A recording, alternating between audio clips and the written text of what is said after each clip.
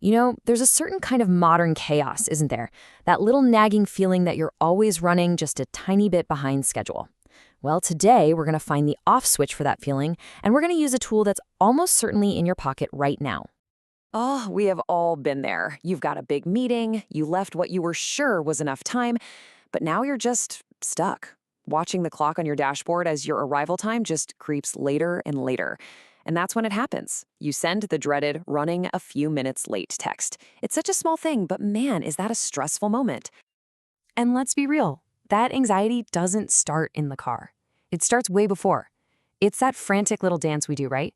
Juggling 3 different map apps, trying to outsmart the traffic, adding some random buffer time, and just hoping it's enough. That is the exact problem we are going to solve today.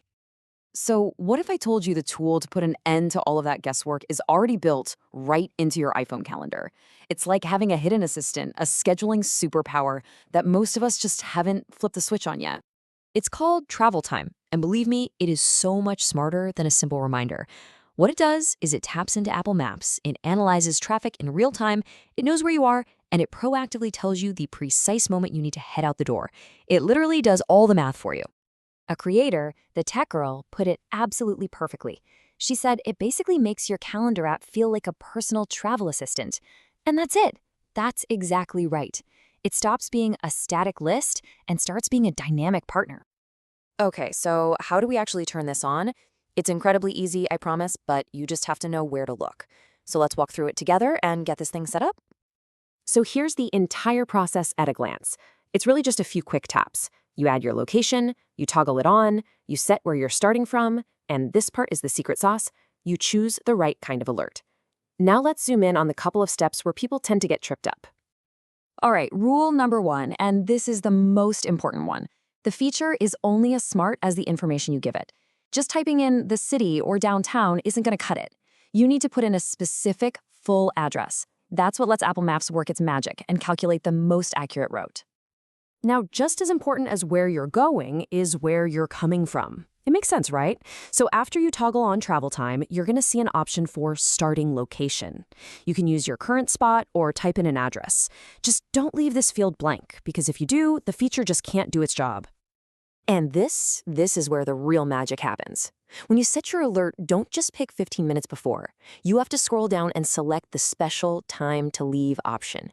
See, this isn't a fixed reminder. It's a dynamic one. If traffic suddenly gets awful, your alert will go off earlier. If the roads magically clear up, it'll adjust. Your calendar is literally watching the traffic for you. Of course, technology is never 100% perfect. There are a couple of common little hiccups that people run into with this. But don't worry, the solutions are super straightforward once you know what's actually happening. Okay, so these are probably the 2 most common questions you see online about this. The first is, hey, why is my event stuck on driving with no other options? And the second is, my coworker invited me to a meeting and I can't set the travel time at all. What gives? All right, let's solve these right now. For that first problem, not being able to choose your travel mode, the fix, 9 times out of 10, is a missing starting location. The second you tell the calendar where you're leaving from, boom, the options for walking and transit just show up. As for the second issue, it all comes down to permissions. If you didn't create the event, you can't edit its details. It's that simple. Only the organizer can set the travel time for everybody. So when you put all of this together, what you're doing is so much more than just being on time. You're actually, fundamentally, changing your relationship with your own schedule. You're shifting from constantly reacting to your day to proactively owning it. So just think about what you've actually gained here. That mental energy you used to burn just guessing and worrying, that's gone. Your travel time is now automatically blocked out in your schedule. You have a system that adapts to the real world for you. And all of that frees you up to focus on the meeting itself, not the chaos of just getting there. And really, that's the biggest takeaway. Your calendar is no longer just this passive list of places you have to be. With this one feature turned on and set up correctly, it transforms into an active partner, an assistant that helps you navigate your day with way more ease and precision. At the end of the day, none of us can create more hours in the day.